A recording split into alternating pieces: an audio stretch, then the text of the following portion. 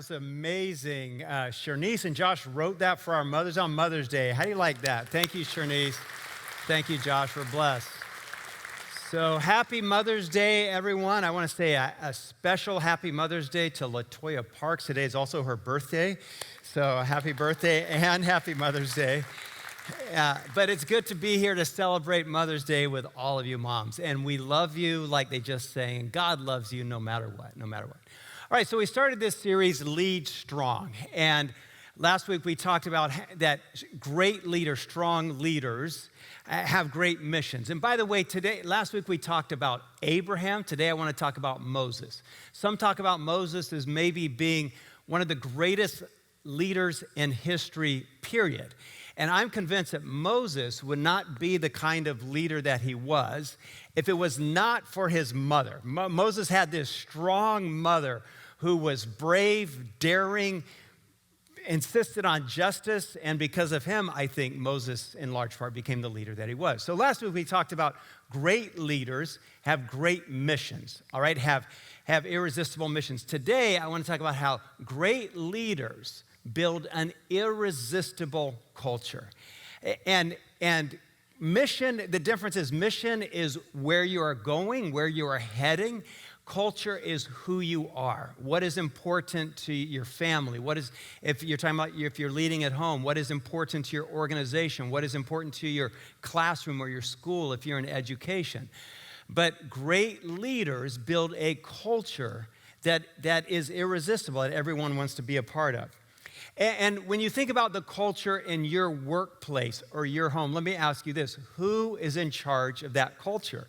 I want to remind you, if you lead in any capacity, then you are. You help establish the culture. And everyone is waiting for you to set the boundaries that determine what the culture is in your office, in your workplace, or at home.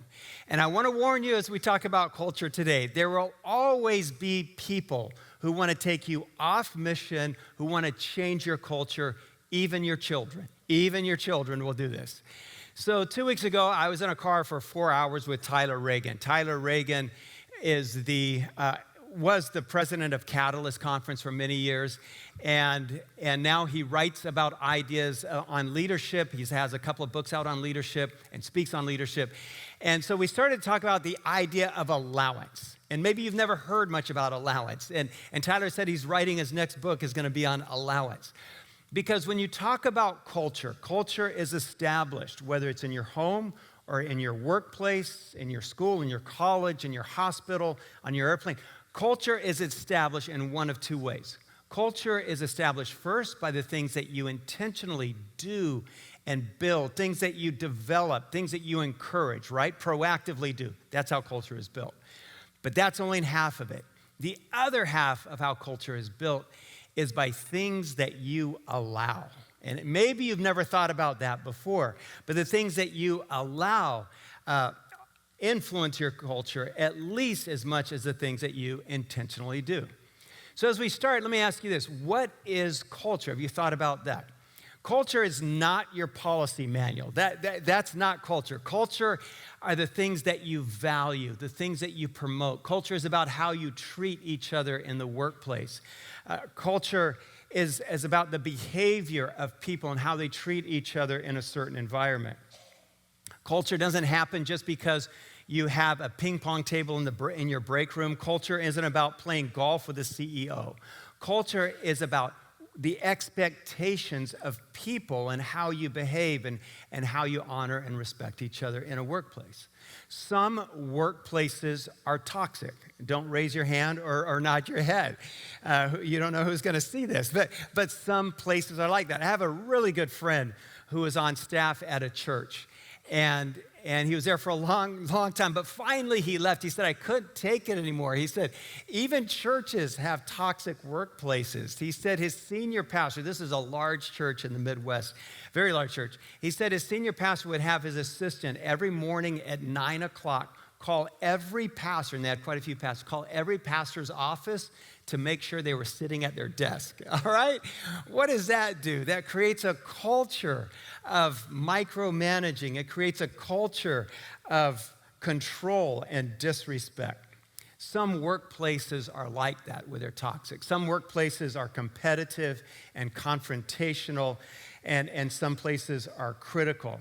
And I want to remind you today that you set the culture. If you lead a team, if you lead obviously in your home, if you're a mother or a father, if you lead in your workplace, or if you own a business, you determine the culture.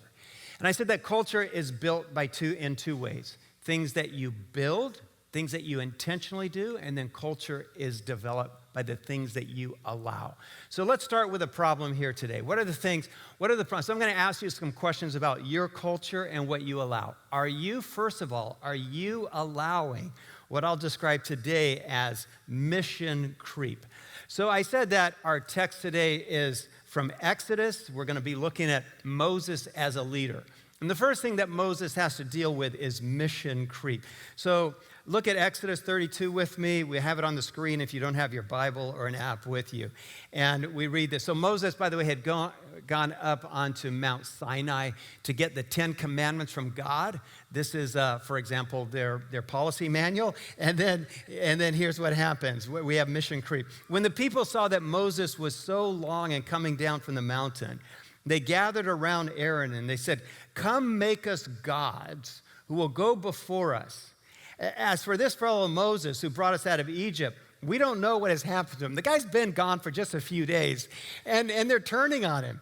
It's crazy. Verse 2, Aaron answered them, "Take off the gold earrings that your wives and your sons and your daughters are wearing, and bring them to me." So all the people took off their earrings and brought them to Aaron. And he took what they handed him, and he made it into an idol, cast in the shape of a calf, fashioning it with a tool. Then they said, "These are our gods, Israel, who brought you up out of Egypt." Oh my goodness. His own brother, Moses' own brother Aaron, is leading this mission creep. They have a God who's taken them out of Egypt, and they're on this mission to make it to their promised land, and already they're heading in a bad direction. If you are a leader, I want to remind you, like I said a minute ago, there will always be people, even your own children, who try to take you off mission. I think one of the easiest jobs of a leader is to say yes to great ideas. Am I right about that? When you have a coworker come in and they share an idea that's inspiring and you know it's going to make a difference and turn a profit, it's easy to say yes. Do you know what's hard? Maybe one of the hardest jobs of a leader is to say no to bad ideas from good people, all right? And it happens. For example, at the Grove, we started Justice College 2 years ago, but we had been on this campus for 12 years. That's a long time, 12 years before we started the college. And for 12 years, I had people come in my office, maybe it seemed like every other month, and they'd say, "Palmer, can we start a preschool at the Grove?"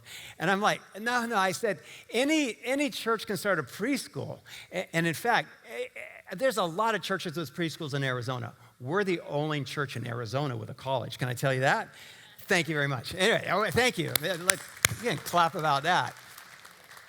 So I'd say, no, we can't. And after like 5 or 6 years, people would start to say, "Well, Palmer, this college is never going to happen." You keep saying. And then people come in, and I've met with so many people about these preschools, and they said, "Palmer," one person said, "We can make $1 million a year for the church." All right? That's a big promise. You won't have any more debt if we start a preschool. And I'm like, no, we're going to start a college one day. And finally, one person said, "Palmer, don't you like children?" You know, that was, I'm like, yes, I love your toddlers, but we're on mission here. You will always have people, good people, that try to take you in a direction that is off mission. And one of the hardest things is to say no, is to keep you pointed north. I'll give you a couple more examples. I had one really good friend who was a leader here at our church. This was a number of years ago. He said, "Palmer, you know, in order to meet budget this year, I have a great idea. I think we need to open a driving range in the pistachio trees." And I was like, "A driving range? All right." So half our people are going to slice right into the window right here. They're going to come right through this window. So we're not opening a driving range. I had one really good man. This is way back when we were still meeting in a junior high school. We hadn't built any buildings yet, and he called and he said, hey, Palmer, my next door neighbor said she's going to donate her organ to the Grove. And I was like, ooh. And here's the thing, I had no plans for an organ. That wasn't the kind of church we were starting. And so I thought I had a good excuse. I said, hey, tell her thank you, but we have nowhere to store this organ until we build our buildings. Well, he came right back and he said, you don't worry about that. I'll take care of the storage. So now I had to be honest. And I just dug deep and I said, I got to be honest with you. We're never going to have an organ. You see, he was a lot older than me and had pictured an organ from his church, who knows where, from years back. I said, we're never going to have an organ here. He said, all right, and he hung up, and he never busted me about that again. But it's really hard to say no to good people who have ideas that take you off mission. My sons for years have been telling me to buy Tesla stock. Do you know why I tell them I don't buy Tesla stock? Because they've got a brilliant CEO who builds amazing electric cars. But I also watch that this same CEO is trying to take people to Mars. Tesla has started, you think I'm making this up, has started selling surfboards and flamethrowers. And I'm telling you this, I'm not making this up. And I said, if he stayed on mission, just building cars, then I might be with you. But there's a lot of mission creep there. That's my 2 cents. Henry Cloud that's just for your take-home advice on stock. Anyway, so Henry Cloud, who's brilliant on boundaries, has a book titled Boundaries for Leaders. And in it, he has this from a CEO who talks about the organization he started. And I have the quote on the screen. And this is not Henry Cloud. This is a gentleman that he's interviewing. He says, when I started my organization, no one told me that half my energy would be spent actually building and leading it. The other half, or even more, would be spent protecting and defending it against all the things other people wanted it to be. It takes a ferocious amount of spinal fortitude to not end up making a mess of your vision with endless bits and scraps from other people who don't have the courage to start something themselves. Isn't that good? And I think any person in this room, any of you in the room who's been a leader or started something, you will have people, good people, that try to take you in a direction that's not on mission. Are you allowing mission creep? Next I have here, are you allowing chronic negativity? Chronic negativity was something, when you read Moses' story in the Old Testament, he's fighting negativity. It seems like every chapter. So let me share one example. Numbers chapter 21, we read about the grumblers and the complainers. They traveled from Mount Hor along the route to the Red Sea to go around Edom. But the people grew impatient on the way. They spoke against God and against Moses. And they said, why have you brought us up out of Egypt to die in the wilderness? There's no bread, there's no water, and we detest this miserable food. Then the Lord sent venomous snakes among them, and they bit the people. We'll stop there. My goodness. All right, so can I see a raise of hands? Do you have negative, grumbling, complaining people at work? All right, come in, hands. All right, 2 or 3 of you. Yeah, most of you. Do you have grumbling and complaining people at home? All right, a few hands, just a few hands. All right, now, can I raise your hand if you would like to ask God to send venomous snakes through your office? That would get people's attitude right. That would change, that would turn things around. I want to put a math problem on the screen here. And I want you to look at this problem. I know our dividing line there is kind of messing things up, but you can still see the math. All right, let me hear some observations about this series of problems. What's your observation? We have a math teacher in the room, I know that. First observation. Just shout it out. Let me hear it. What's your observation? Okay, what'd you say? Wrong. Okay, she says something's wrong. Anybody else? Second one is wrong. All right, anybody over here? Observation, help me out. Second one, thank you, Bill. All right, a lot of negativity. So here's what, nobody said, Palmer, you got 4 right, all right? Nobody said you got 80% right. All we heard from Bill and many others was you got this wrong. All right, and don't you have people like that at work? Do you know this? That on average, in every workplace, you will hear 10 negative comments for every 1 positive or encouraging comment. And you'll hear this from everyone around you. You got one wrong, all right? That's the first thing people will say. Or, we can't afford that. Or, that will take too much time and effort. Or, we tried that in 2004 and it didn't work. Critical people, think about this, are toxic in your workplace. Negativity is contagious. And one of your primary jobs as a leader is to stop the negativity. When you allow it, you condone it, and things start to spiral. Maybe if this is a problem in your workplace or your home, maybe you need to have a more open door where you can hear from those in a constructive way, things that they think you could do different or better. At home, if there's a lot of negativity, maybe get in the habit of, when you sit down for dinner at night, go around the room and say, I want everyone to share today one thing that they're grateful for from God.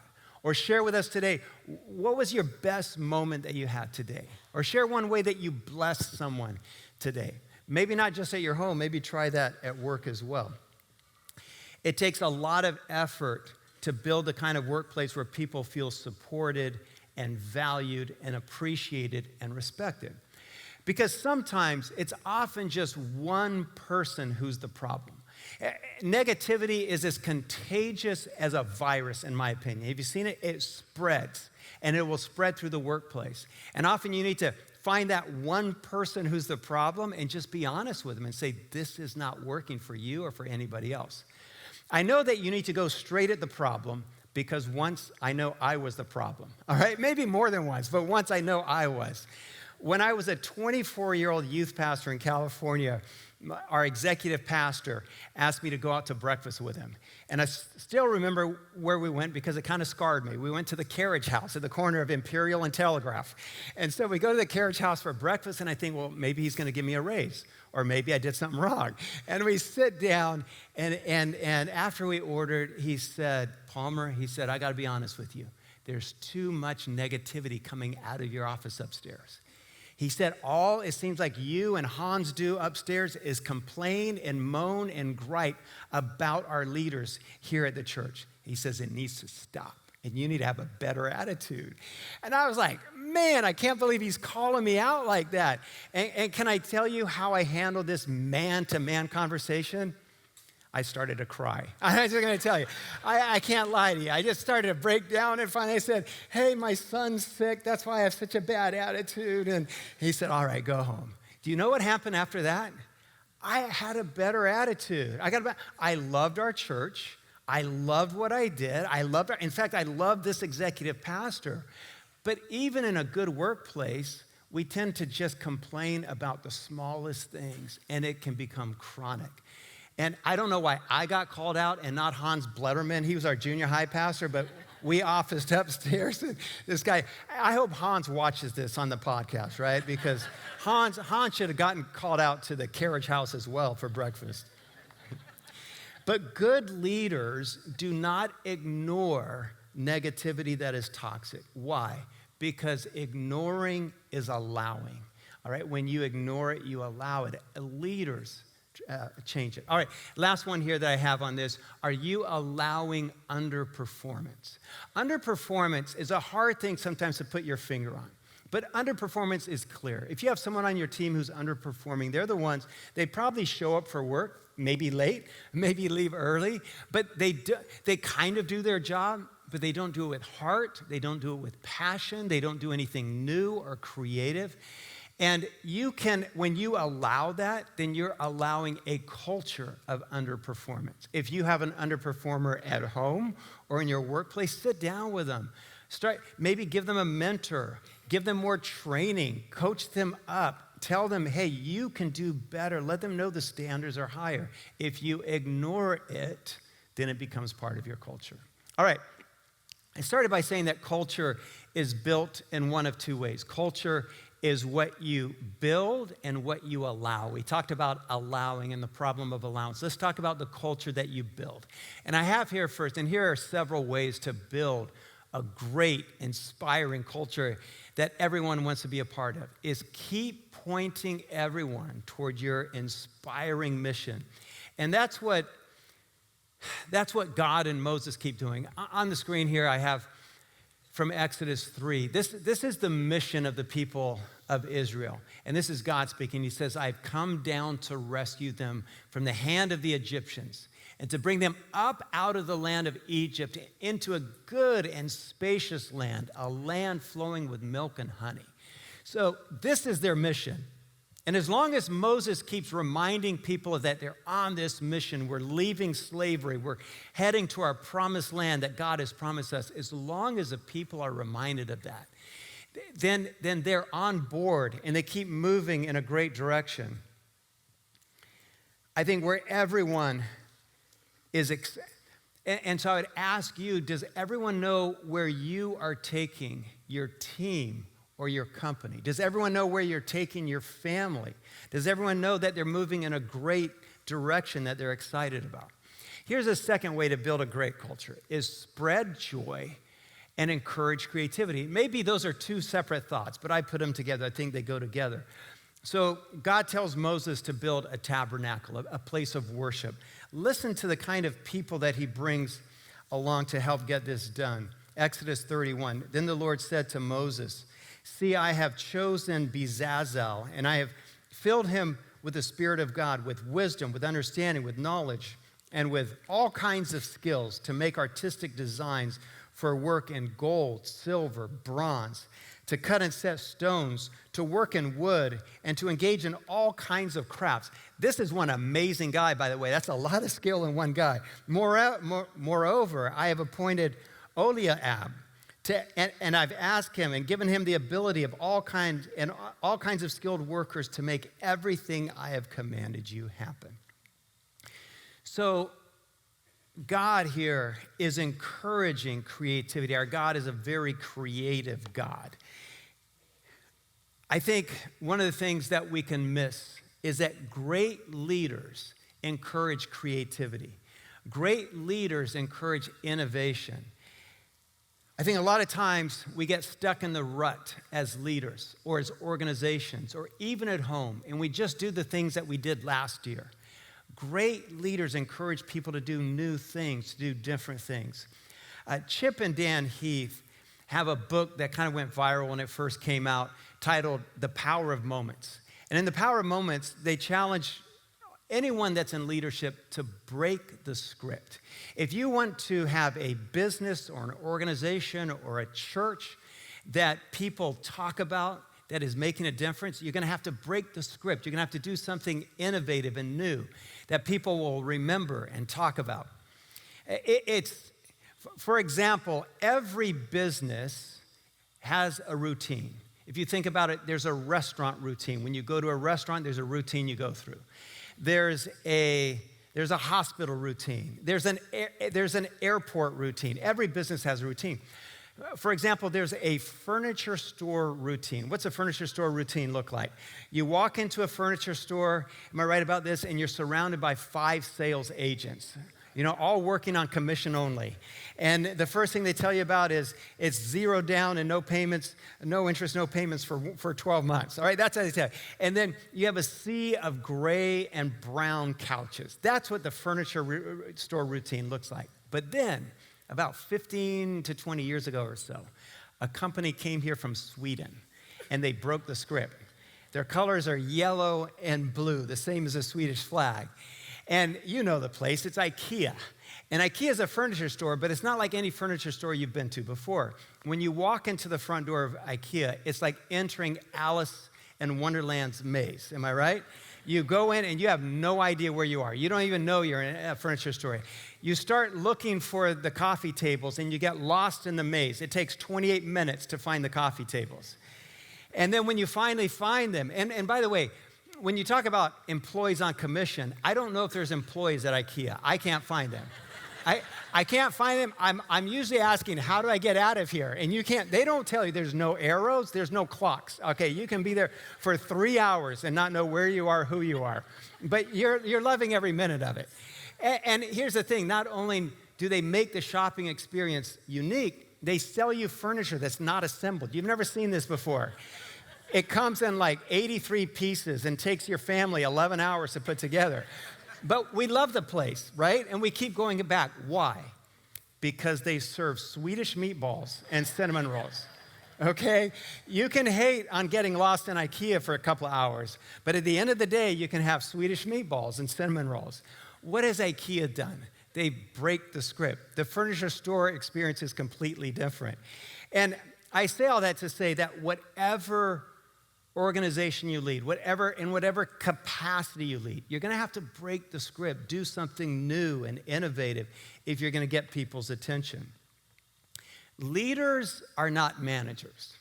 Managers, their only job is to maintain the status quo. Leaders do new things. Leaders innovate and encourage creativity. The thing is, people will always resist change. People will always tell you we can't do that or give you reasons why it's hard. But great leaders encourage creativity and innovation. When I say leaders break the script, think about this with me. God was always a script breaker. When the people of Israel finally when Moses leads them to the promised land, Joshua takes them across, they go in the first city that they go to battle against is the city of Jericho. And what does God do? God, instead of putting the army in front, he puts the band in front of the army. And they circle the city and they win the battle. God is a script breaker. And so, parents, can I encourage you, break the script, do something new. Leaders in organizations, businesses, break the script, do something new and creative. All right, what else do we have here? Ways to build a great culture is to collaborate in team. One of my favorite passages in Exodus and about Moses is in Exodus chapter 17. And we read this, so Joshua fought the Amalekites as Moses had ordered. And Moses, Aaron, and went to the top of the hill. And as long as Moses held his hands up, the Israelites were winning the battle. But whenever he lowered his hands, the Amalekites were winning. Then Moses' hands grew tired. So they took a stone and put it under him, and he sat on it. And then Aaron and held his hands up, one on one side and one on the other, so that his hands remained steady until sunset.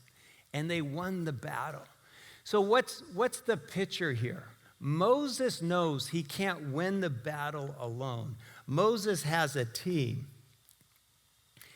And I want to remind you today that nobody, not even the greatest leaders that you can think of, nobody does it alone. Nobody leads a great business alone. Nobody leads a great family alone. It takes a team. It takes doing it with others. Great work cultures have strong teams. One of my favorite business thinkers, Seth Godin, has a book titled Tribes. And in Tribes, he says this about collaborating. He says, collaborate or die. Your ideas will die. Your initiatives will die. Your startup will die. Your business, your nonprofit will die.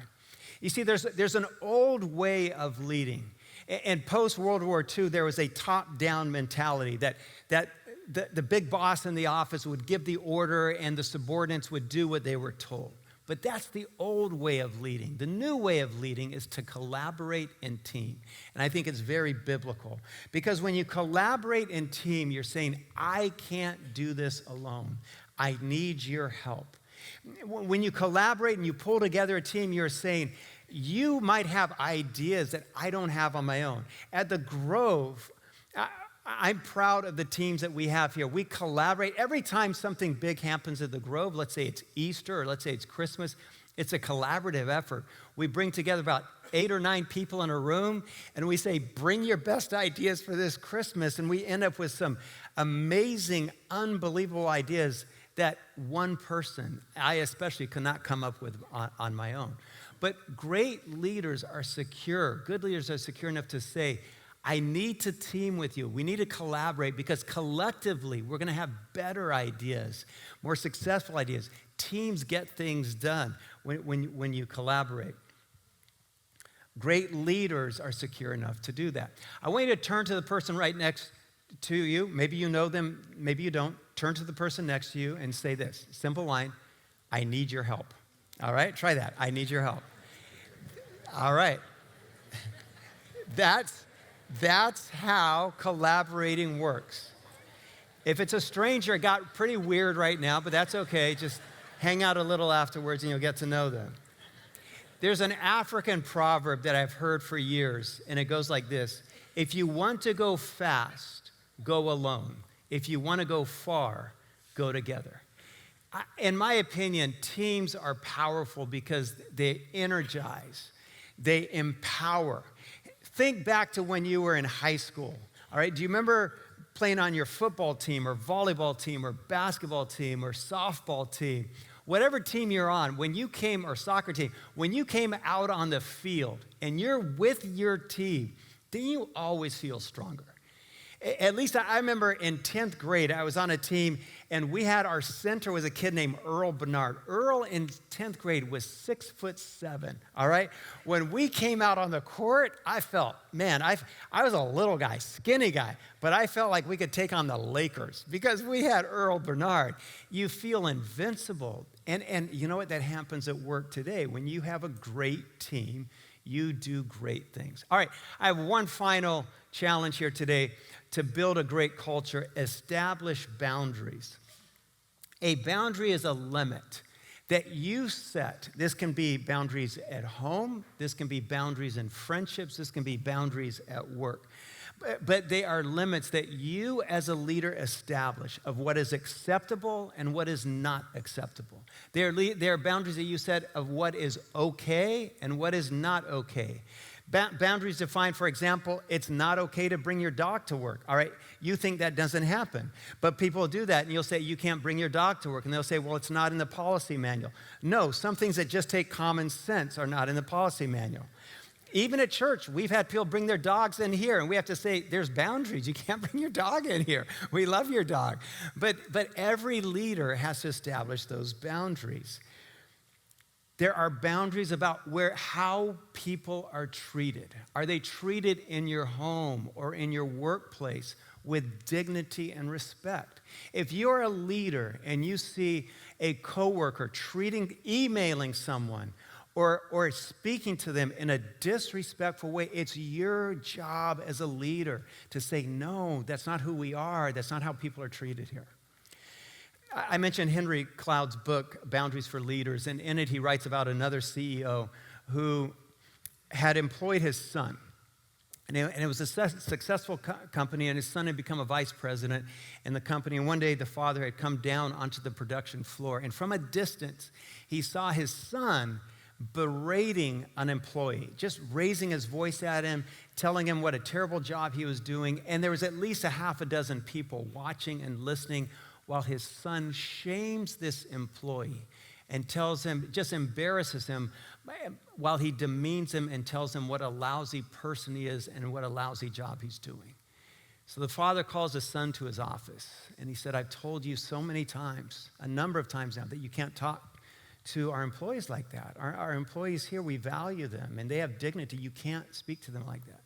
And he said, son, you know, I wear two hats here. I wear a boss hat, and I wear a father hat. I'm going to put on my boss hat. And he said, because I've warned you a number of times not to speak to your coworkers like that, you are fired. And he fires his own son. And he says, okay, I'm putting on my father hat now. And he says, son, I heard that you just lost your job. Is there anything I can do to help? You know, it's not just the job of fathers to do that. It's the job of everyone in leadership. You see, when you ignore things like that, it's allowance. You allow people to be shamed. You allow people to be disrespected. So my invitation, my challenge to you is to establish boundaries so that everyone in your organization, everyone in your house lives and operates and works filled with joy and pride and self-esteem. And I would ask you this, do people in your workplace know that they are respected and valued? It's your job as a leader to lift them up and champion others and promote them, because when you do that, they will start doing that for each other. You set the tone. You establish the culture. That's my invitation to you as a leader, as a mother, as a father, to start leading like that.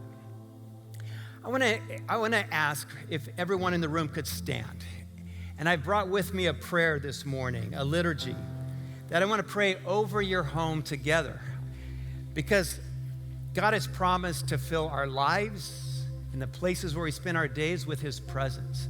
And so I have this liturgy on the screen, and I'm going to read the top of each slide, and then Scott, with you, the people, you're going to read the second half together, all right?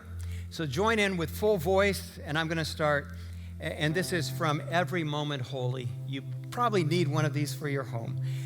We thank you for this home, O Lord, for the shelter it will provide, for the moments of life that will be shared within it. We thank you for our home, and we welcome you in it. Dwell with us in this place, O Lord. Dwell among us in these spaces, in these rooms. Be present at this table as we eat together. Be present as we rise in the morning and lie down at night.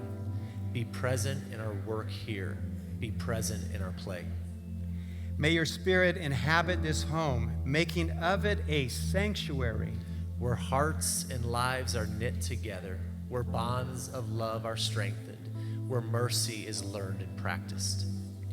May this our home be a harbor of anchorage and refuge, and a haven from which we journey forth to do your work in our world. May it be a garden of nourishment in which our roots go deep, that we might bear fruit for the nourishing of others. May this our home be a place of knowing and being known, a place of shared tears and laughter. A place where forgiveness is easily asked and granted, and wounds are quickly healed.